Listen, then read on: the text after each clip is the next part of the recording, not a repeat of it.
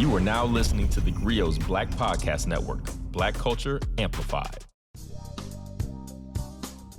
Hello, and welcome to this week's episode of Writing Black. Now, if you're a regular listener, you might already know that in addition to being an avid reader and a regular writer, I am also a musician, a Grammy-nominated musician. So I've been in this music game for a minute. And so when I have musicians on the podcast, particularly singer-songwriters, I am really, really excited. And the guest we have on today is somebody I'm really excited about, Rhiannon Giddens, who is a Grammy-nominated MacArthur Genius writer and musician who has written in multiple genres. And I'm just so excited to have her here with us today. Some of you might know her if you were, like me, a fan of the show Nashville. Rhiannon was on Nashville. She's also, produced albums. She, there's so many things to talk about, and we're going to talk about them all in the podcast. But hi, Rhiannon. Thank you so much for joining us. Hi. Thanks for having me. And joining us all the way from Ireland. So, we're working with a major time difference here. Well, there's a smaller time difference than you think. I do still live there, but I'm actually in LA right now. Okay, well, good. Okay, so we're only 2 hours apart right now. I'm in Chicago. Okay. You're in LA. I love it. And we are here to talk about your newest piece of work. We're going to talk about all of your work, but your newest piece of work is Build a Home, which is this really, really lovely children's book that you've just produced, which I will admit I did not expect from you at this juncture. Tell me, how did this project come about? Well, it was... I believe the last time you and I talked, it was still pandemic. It was still pandemic times, and those kind of connections are really, really important. Like, I just remember kind of going, I have a little bit of my, let's keep talking, because, I'm not getting this here in Ireland. I mean, I love Ireland, but it's a different culture, and it's a different place. And when the lockdown was happening, well, the pandemic, we were locked down pretty hard. It just kind of opened up new vistas than I had before. And, doing children's books has always been sort of a dream of mine, but it was really not until the pandemic lockdown that I could see an avenue for that, and Build a House kind of became the song kind of became, a way in to that world, which I couldn't have really planned or expected. You brought me here to build your house, build your house, build your house. You brought me here, build your house and grow your garden fine. For you, being a songwriter, there is obviously a really organic symbiosis here in terms of what that means. And you're also a parent. So, writing a children's book, I would assume, takes on different dimension there as well. I guess tell us about the song, because, you're right. Like, home took on a totally different meaning to all of us, during the early days, especially of the pandemic. I refuse to say it's over. But, definitely not. Because we've adapted. Let's say that we've adapted. But in those early days when we really didn't know what to expect, where to go, what to do, how to live, home took on a new meaning. So, let's talk about this writing process of going from song to text. Well, it was really interesting, I guess, because I was just really frustrated with being locked down during the height of the protests in America, and I had been already thinking about what is it? What does home mean? What does it mean? Where am I? What's going on right now? I couldn't get home. Home being, in that instance, North Carolina or the United States, and so all of those things become, I suddenly had a small, tiny window into the immigrant experience. Particularly years past where when you left, that was it, you weren't going back. you were, lucky if you met other folks from there, all these kind of things, and so it kind of gave me a tiny window into that. But also, I was just really frustrated with the continuing ignorance about where American history comes from, and just how we keep having to tell the story. And I don't know. So I wrote the song "Build a House" because I was just sort of like, and then it's just like, you freaking brought us over here to build this whole freaking thing, and now you don't want us to have a fair share of it. That doesn't make any sense. Right. Just because I've thought about this stuff for a very long time, and so like you brought me here to build a house, like just kind of came, and then I wrote the rest of the song. And the thing is, like, when you think about, because what happened was, Yo-Yo Ma reached out to me about recording something together for Juneteenth, and I had just written Build a House, so we did that. And somebody said in the comments, this could be a kid's book, and I was like, I've always wanted to do kids' books. And so the thing about the way that I write songs a lot of the time is that I write very heavily influenced by folk traditions. And so those traditions are they're things that happen within writing a ballad that work, kind of hand in hand with what you do for writing a kid's book. The language should be very direct. It's repetitive sometimes. And it's a very kind of, the language is, you're packing a lot into a very little. And that's what you do when you write a ballad, and it really is kind of what you're doing when you write a children's book. So, Candlewick, Karen Lotz at Candlewick Press, saw the, I think, potential in adapting these lyrics for a kid's book. And so, they wanted to jump in with me into this children's book publishing world, which is amazing. So No, it is amazing, and I love the story, and I mean the illustrations are also amazing. So let's shout out Monica Mackay, who illustrated this book.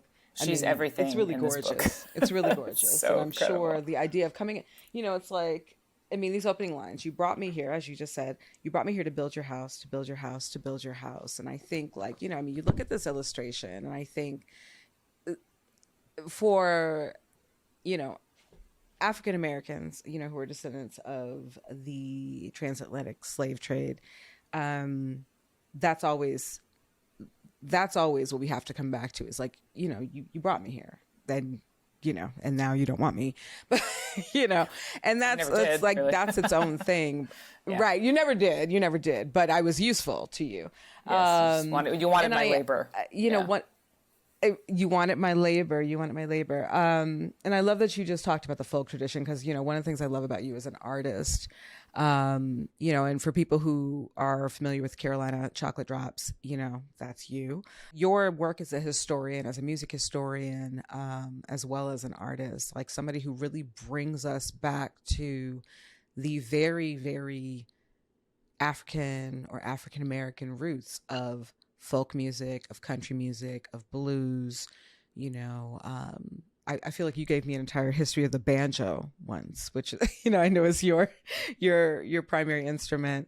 Why do you think? I mean, as you said, we keep having to tell this story over and over again of how foundational we are, not just to the structural foundation of America, but also the cultural foundation of America. Is that like something that you consider part of your life's work, or is it just something that is adjacent? I mean, it's kind of my life's work. I can't get away from it. And what I feel like I can't leave is that idea of the cultural history of the United States. And just as so many buildings were built by enslaved people, not only the buildings but the brick. When you think of the brick itself was made by enslaved people so many times, but people, when they see the edifice, they see the building, they don't see that. And I feel like that's the case with American music. You see American music, and there's some places where it's been allowed to see what our contributions are, and then there's a lot of places where it has not been allowed to see our fingerprints in the brick. And I feel like that's what I'm doing musically. It's like musical archaeology, I guess, because I feel like because music has been used as a tool to divide us, and it's always been a tool to bring us together, and that's why they use it, because they see how powerful it is, And it is one of those places culturally where people come together is through music, through art. And so it is therefore used by the folks in power. That very same tool is used to kind of, because they see the power of it. I mean, it is one of the deepest connections to being human that we have. And that's immense, and our contributions and our creations and our innovations within the fabric of American culture, the more that we can make that clear that it's been a part of it from the very beginning, before Jamestown, you know what I mean? It's been a part of it from the very beginning. Go back to the Caribbean, we're talking, the clearer that is, and the more people understand that, the more people understand how artificial the divisions are, I think. I agree. And I want to talk about that more. We're going to be right back, though. We're going to take a minute for a commercial break, and we'll be right back with more Writing Black. Okay, and we are back with Rhiannon Giddens, the Grammy Award-Winning MacArthur Fellow, who has written this amazing children's book, Build a House, and who has also, we were just talking about music history and how integral we are, African-American music, to the American cultural tradition, which is work that you've been doing for a really long time. You brought to fruition an opera. And listen, I know about writing songs. I do not know about writing an opera. I don't know anything about that process, how that works. And I would love for you to tell us about the inspiration behind it, in just the process itself. Cause I think that's a whole other genre that we don't get to hear a lot about on this show. But again, when we talk about the writing process, this is as relevant as any other. So I'd love to hear about that, how that came, into fruition. Yeah, I mean, it was pretty intense. I mean, you think about like a 3-minute song. Well, you got to go to an hour and a half or 2-hour opera. Some things were the same, some things were different. I was lucky or smart or whatever enough to know who to collaborate with. So I collaborated with Michael Abels, he's a film scorer. I mean, he's a composer and he writes a lot of film scores. He does a lot of stuff with Jordan Peele. That's how I kind of got to know him, was the music of Get Out, which I thought was really amazing. Okay. And so I reached out to him. Yeah, so I reached out to him to, kind of collaborate with me on this project. I said, look, I can write the libretto and I can write the music, like in terms of the songs and the melodies and stuff, but I don't know how to orchestrate. I don't know the orchestra. It's a really big scale project. And, he came on board and it was an amazing process. But it had to start with the man himself, which is Omar bin Said, who was a Senegalese Quranic scholar, sold into slavery, and he lived as an enslaved person for over 50 years in North Carolina, and he wrote his autobiography in Arabic, and it's the only document we have, of an enslaved person writing in Arabic, writing their own story, and it's kind of incredible. And I was from North Carolina. I am from North Carolina, and I didn't know about this at all. When I found out about it, I was just stunned and shocked and angry as usual. So I took it on, even though I didn't really know what I was doing. But that's kind of where I think I work best, is when I don't know what I'm doing. So, and as long as I get the right people to work with, and then I just kind of let the instincts and the ancestors kind of go. And that's what happened with the libretto. The libretto being the words of the opera, that I just kind of let it flow and yeah, it was really interesting trying to figure out what's the story. He was 37. He was captured at 37. When you think of that, he survived the Middle Passage. He survived his first master, which evidently was a terrible, horrible, violent man that he ran away from, all the way from Charleston, South Carolina, up to North Carolina, like in a land that he didn't know anything about at 37. It's just it's an astonishing story. And it deserves a big stage, and it is opera also. We deserve opera, and opera deserves us. You know what I mean? Like, Black people have been singing opera since Jump, and it's an art form that came from folk music. You know, when you trace it all the way back to Italy, and it was not ever meant to be only for some people. Like, that's just become a thing. It's become elitist-sized, if that's a word, which angers me because it is it's a beautiful art form, and I think everybody should have access to it. And then also our stories need to be told in that art form as well. So yeah, I have a lot of thoughts. I love those thoughts. Those are, listen, the musician in me loves those thoughts, and I want to talk about them more. We're going to take a quick break, and we'll be back with more Writing Black. And we're back with Rhiannon Giddens, who is an incredible singer, songwriter, children's book author now, librettist. We were just talking about opera, and again, you know, our roots in that tradition. Is there a great artistic tradition that you can't find Blackness in? I guess I haven't found one yet. Nope. We everywhere. Listen, if anti-Blackness is everywhere, that means Blackness is everywhere, right? Exactly. So, there's that. I mean, European literature, we there too. Yeah. You know what I'm saying? Listen, we are all Dumas, over. I mean, you know, so. Exactly. Yes, exactly that. His dad, all of that. Yeah. You know, this particular narrative also strikes me because, you know, we hear a lot about, and I would say in tandem with your book, your new book, like, we hear a lot from people like, oh, I don't want to hear any more slavery narratives. I don't want to, you know, like there's some exhaustion, some, like, you know, historical fatigue.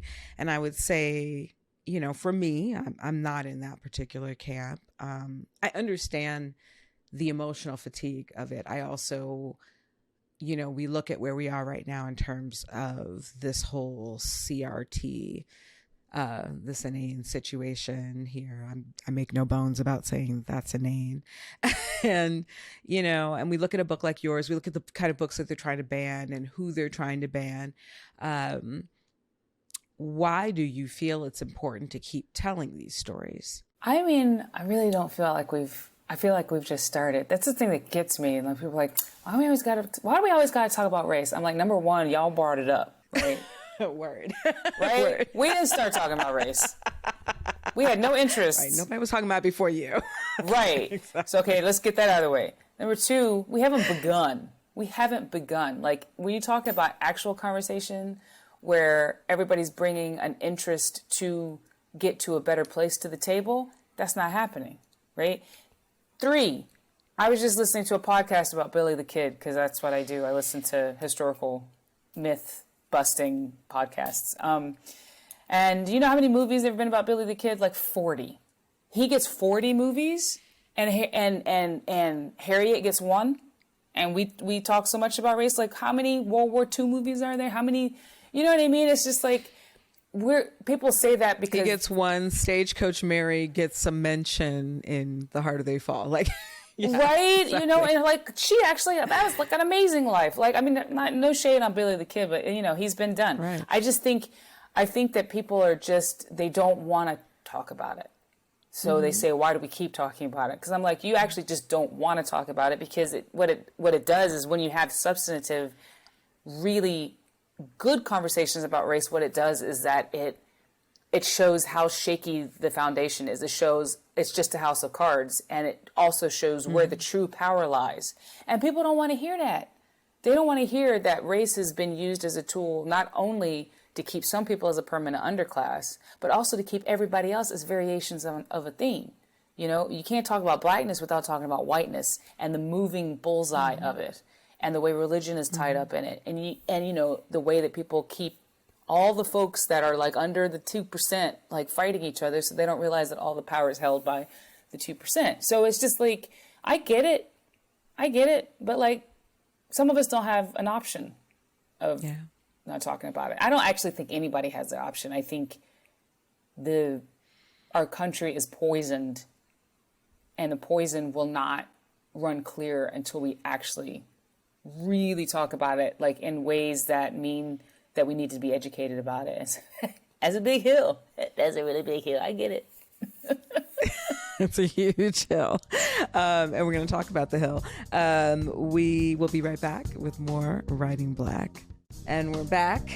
Rhiannon, we were talking about the big hill of discussing race, discussing the legacy of slavery, discussing accountability.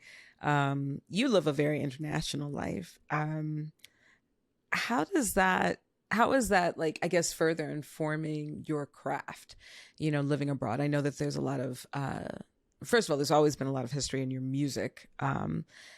But how is it informing, I guess, maybe your writing and your politics now?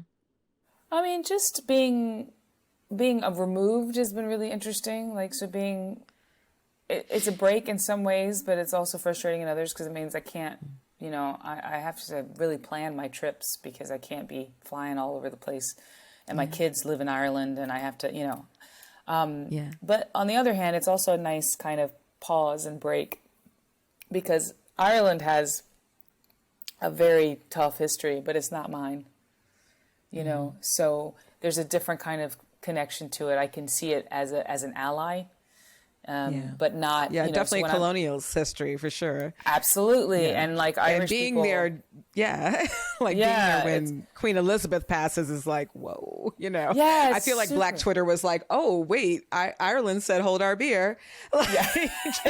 Yeah. Black Twitter and Irish Twitter were like having a party. It was pretty funny. It was like a whole situation. Yeah. My sister kept sending me stuff. I was like, oh my God, this is so great. And it was an interesting, what I feel like when I'm in Ireland is that I feel like there's a big pillar of American society of Black and Irish collaboration that hasn't really been explored other than a few words about tap, in a very reductive way.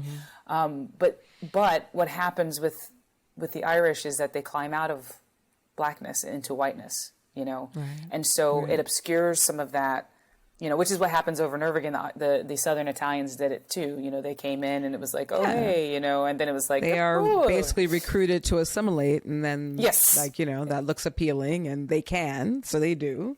Exactly. Yeah. So I'm really interested in where those collaborations were and are, and how we can look at that and go, this is a great example of how we do it. This is how we've done it, and we can't let them cover it up because.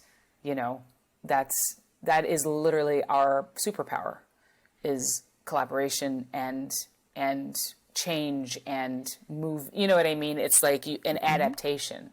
And so wherever we've done that with other people, I think that's what I'm really interested in. That's where all the great music stuff comes out of, is all of that, the edge, rubbing up against other folks, and then kind of creating this new amazing thing. And then of course it gets commodified and and so packaged up and sold back to us, and I'm like, wait a minute, and we get removed from it, and then it gets sold, on. So I mean, there's bad parts to it too, but I'm really trying to get to the good parts, and so it's nice to be in Ireland and having these conversations with some of the I'm working with University of Limerick and starting to have these conversations from descendants of the groups that work together. Like now we're talking to each other, and that's really cool. It is cool. It's very cool. We're going to talk about more of that and more about Rhiannon Giddens and her incredible career when we come back with more Writing Black. So Rhiannon, we're back. We were just talking about conversations being had, like intercultural, interracial conversations. I loved what you were just talking about the assimilation factor, which, we talk about it like listen, when I say that, when I talk about assimilating, it's like, first of all, we've seen that all over. We see it in the Black community. We've seen it outside the Black community. And I think that's less of an indictment of the communities that assimilate than it is of how white supremacy functions. 100%. Like you have to, obviously. Yes. So I want to make that clear. 100%. I think we all do what we have to kind of do to survive. And, I do equally feel like one of the things that you are so effective at doing, and that I admire so deeply about you as an artist and a creator, is this preservation of particular American cultural traditions in which a lot of us don't see ourselves, right? So whether that be this folk music tradition that on an intellectual level, a lot of us may understand, but when we think about what is Black music, right? We don't think folk music. We don't like, it just doesn't occur to a lot of people. Country doesn't occur to us. We don't, even though we're all up and through. I know you started a project a few years ago with some colleagues in the industry. I'm hoping I'm going to say it right. Our Native Daughters. I follow the stars. I carry. And like, you know, I want to talk about like that part, like preserving our place in this American lexicon of, you know, as you just said, these things that are packaged and then handed back to us like they don't belong to us in the first place. Right. You know, like in your work in preserving that. Yeah, this is the thing. It's like, you know, there's two parts to it. It's like the discovery of our actual engagement in the creation of these types of music, and then there is the how we are erased from it. And like you have to kind of grapple with both of those things, and that's kind of, you know, from the banjo on, that's been sort of what has driven me. And it's like when you think about how important our being there is, it wouldn't have, American music wouldn't be what it is at all. You know, square dance calling, the way that American old time tunes are, like all of these things are actually like completely wrapped up in our involvement in it. The Black String Band being so popular, being so widespread, being, you know, there way before minstrelsy. You know? Oh, like, absolutely. I remember I was having a conversation with my partner really recently, and I was saying to him, I was like, you know, you realize they used to train musicians so they can entertain the white people. You know, like we had our own organic thing, but also they would train these like string quartets. Like that was like a whole thing that you would like do at your parties, and like have your enslaved people in the corner over there with their like violins and their whatever. Which I always think is really interesting. And what they're doing is they are bringing in a European dance, you know, music and dance styles, and they are incorporating that all together with, you know, what they brought over from Africa.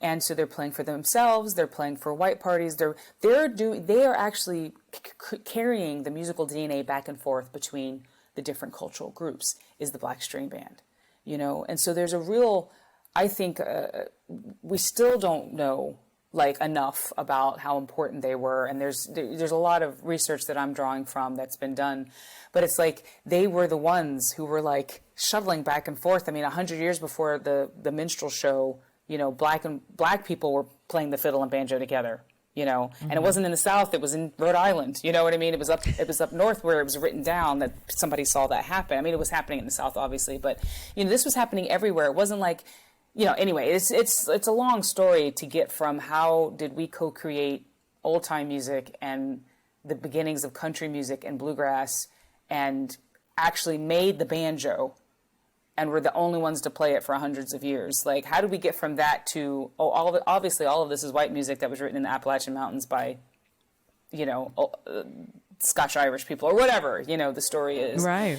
And so that's the story to me that's interesting, is like why, when it happens, why it happens. It's all happening at this point in history, you know, when you think about like leading up into the 20s where things start to get codified in commercial recordings, and, you know, then we start having images in the media and things, and that's how things get sort of cemented. But like it's a fear, you know, it's white people are afraid that the race is going to get dissipated into these colors, you know, which is why they're so against miscegenation and so against anybody interacting together. And you see it over and over again, this fear. And so we have to shore up our cultural identity as white people in America, right? Because like we are strong, and we, you know, so that's where you start seeing it over and over and over again. It's like this trying to, you know, our connection to England and to Ireland and like, you know, the old country, and this is our cultural heritage, and that's the good, you know, these are the foundations of the country, and like black people had nothing to do with that. They were in the field singing their blues crap, you know. I mean, it's like literally, Right, they're spirituals. They're call and response. Yeah. Yeah, right. And that's what they do, and we do this, and there's no in between. And over and over again, the fear comes when there's mixing. The fear comes when they see white culture start to want what this is, and then just start to change it, and it goes back and forth. So it's very important to keep them in separate boxes, and that means they have to erase one of the main strands, which would be African American, creation in that music. So what it does is that it just continues this narrative of, America was based on white culture, whatever that is, and that black people kind of survived in it and created some fun stuff that they get to, we get to, use and make money off of. But like the culture of America, it doesn't have anything to do with black people. And that's a really, really strong narrative thread. And it's infuriating because it's just the most untrue thing that ever was spoke. American culture is African American culture. Like we're there to stay. There's no getting us out. Sorry. Yeah. Right. And without us, there is no you. There is no you without us. Exactly. And as we know, whiteness cannot define itself except for in contrast to blackness. So there's also that. And we're going to talk about that more. And I also want to talk about another kind of siloing I've seen as soon as we come back with more Writing Black. Okay. So, Rhiannon, I want to talk to you about something a little more personal. I know when I went through the whole Grammy machine, one of the things that's really interesting. So I was nominated in a category I don't even think exists anymore, which was the urban alternative category, which I used to joke was like where they put all the black people who weren't like R&B and jazz and gospel. Like I was like, they just don't know what to do with us. So they were like, okay, like where do we put like the Lenny Kravitzes and the Michelle Ndegeocellos? And, the year I was nominated, Janelle Monáe also got her first nomination. It was like, so like, just like all of us who didn't fit into these prototypical black genres. And as somebody who also, as foundational as as you have just proven, and restated that black influences is on American music just in general. It's not easy for them, is it? Like they just I feel like the Grammys, when we here we are, this is like the biggest award you can get in music. And this is not to take away anything from, and listen, I proudly am a Grammy nominee for the rest of my life. And I'm sure you are proudly a Grammy winner for the rest of yours. But it is so interesting to me that they have such a hard time knowing where to put us, right? Yeah. Where do we but go? That's deep. That's deep history. That's deep history though. And it's like, I'm always conflicted about the Grammys because that's a whole nother topic. It's the same. It is, and I'm not trying to throw the Grammys under the bus. No, I mean I didn't give it back. You know what I mean? Like that's exactly that. Right? But the thing is, it's like the Grammys itself is not really what I'm talking about. It's what the Grammys is based on, which is this separation of music, and that goes back to the 20s. And we have to think about like the music industry is a very young industry.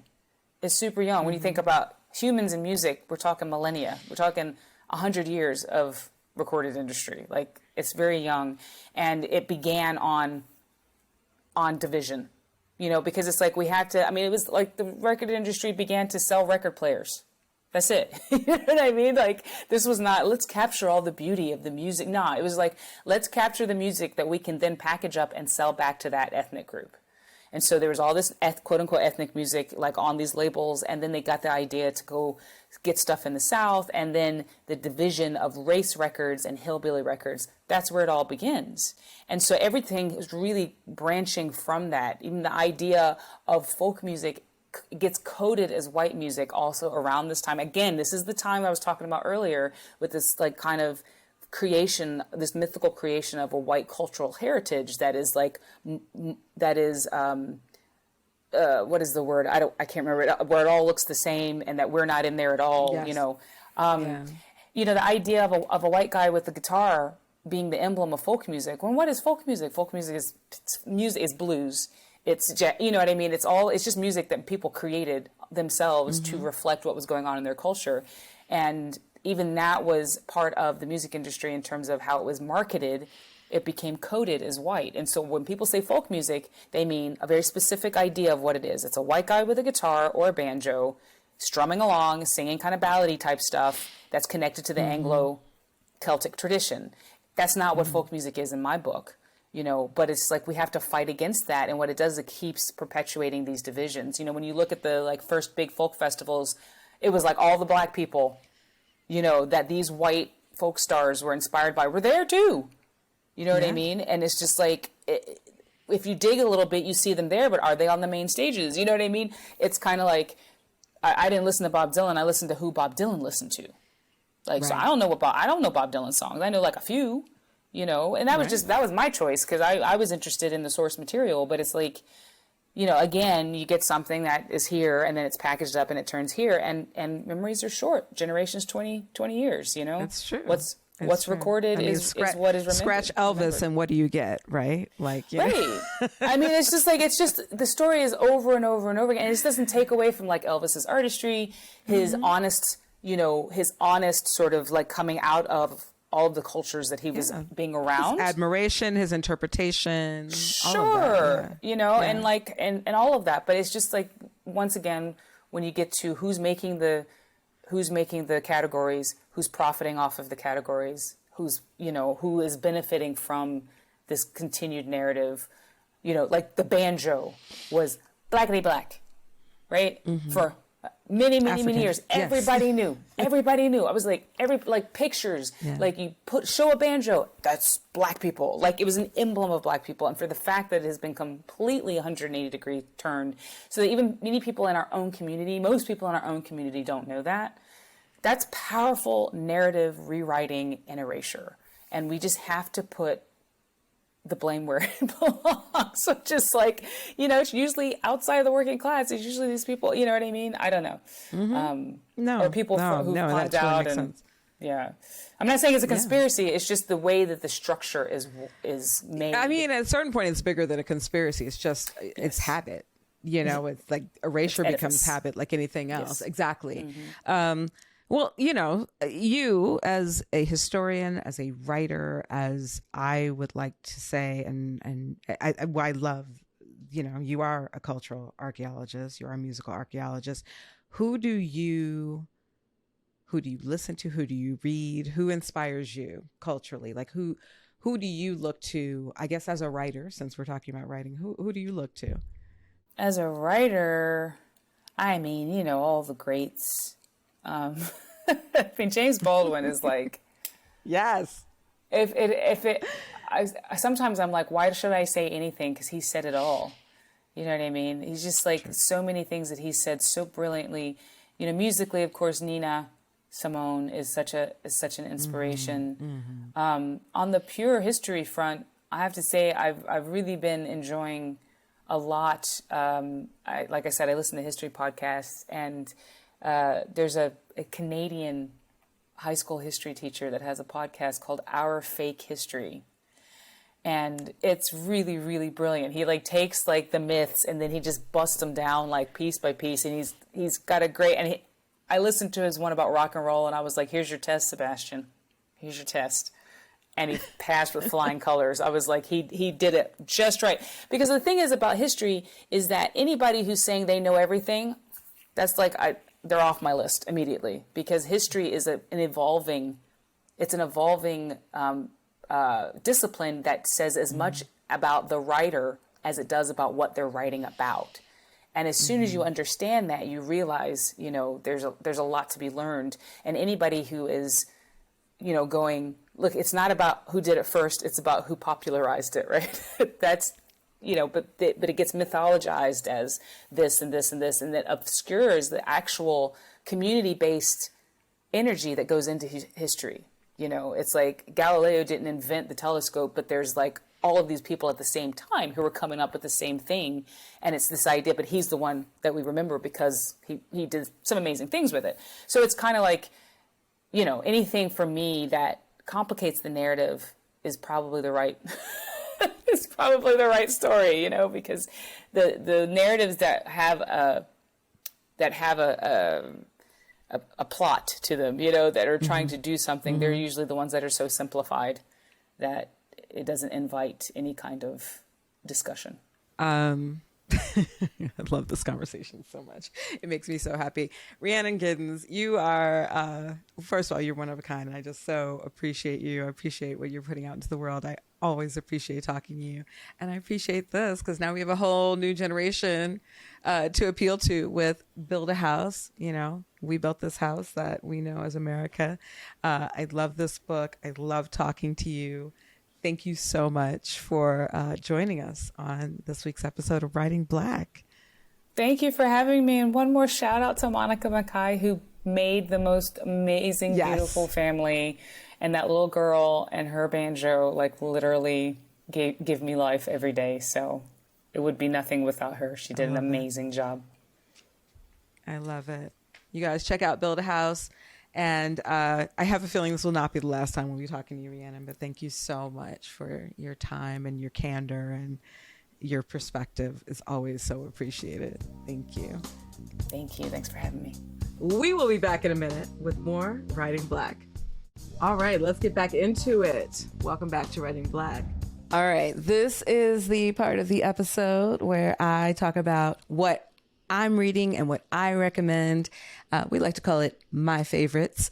You know, one of the things, you know, that I said over and over again during my discussion with Rhiannon is just, you know, this idea of history, this idea of our place in history, and making sure that that is not just recognized, but celebrated. So, you know, I think one of the things she does so artfully is bring that history to the forefront.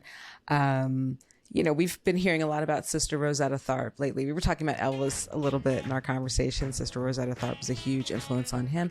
She was also really one of the foundational, if not the foundational figure in what we know now as American rock and roll, which is still largely looked at as a white American art form, but really has its foundations in the Black blues tradition.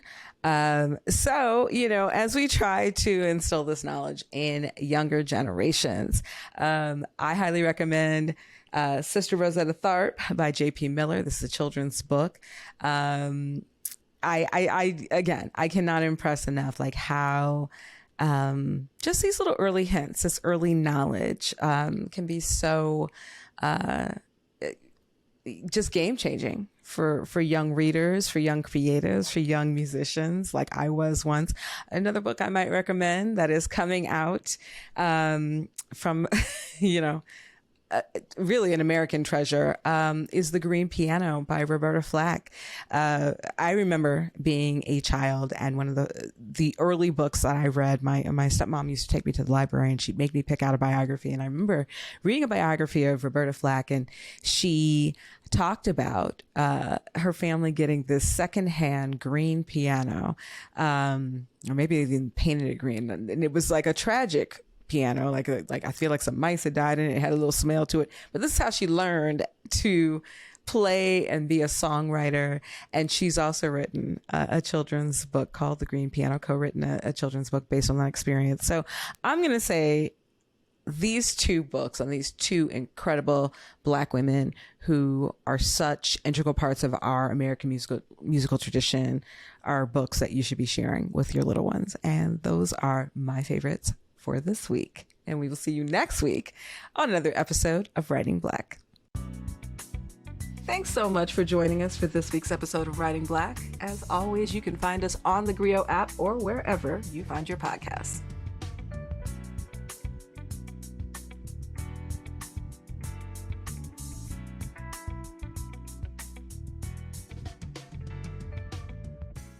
The theGrio Black Podcast Network is here. Everything you've been waiting for. Black culture amplified. Find your voice on the Black Podcast Network. Listen today on the theGrio mobile app and tune in everywhere great podcasts are heard.